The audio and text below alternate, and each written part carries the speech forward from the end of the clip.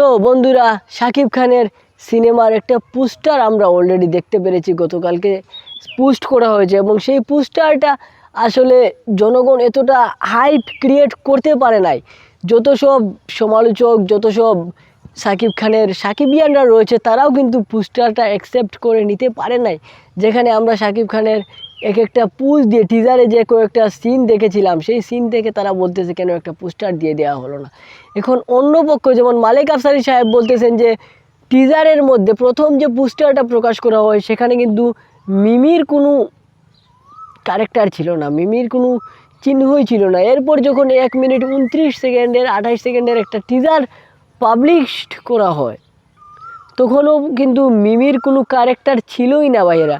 যার কারণে অনেক নেটিজেনরা এটা বলতেছে যে আসলে মিমির আবদারেই হয়তো বা এই পোস্টারটা প্রকাশ করা আসলে।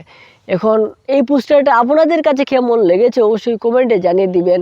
আর আমার কাছে পার্সোনালি ভাই পোস্টারটা একদম মানে আর কি জাস্ট হালকা ফুলকা একটা জাস্ট দায় সারা একটা কাজ মনে হয়েছে। যাই হোক, এখন যদি বন্ধুরা আরও একটা প্রশ্নে আসি বন্ধুরা, আমরা সেই প্রশ্নটা হচ্ছে আমাদের অনেকজন বলতেছে যে আসলে আমাদের তুফান সিনেমাটা কেজিএফ সিনেমার কপি, তুফান সিনেমাটা অ্যানিমেল সিনেমার কপি।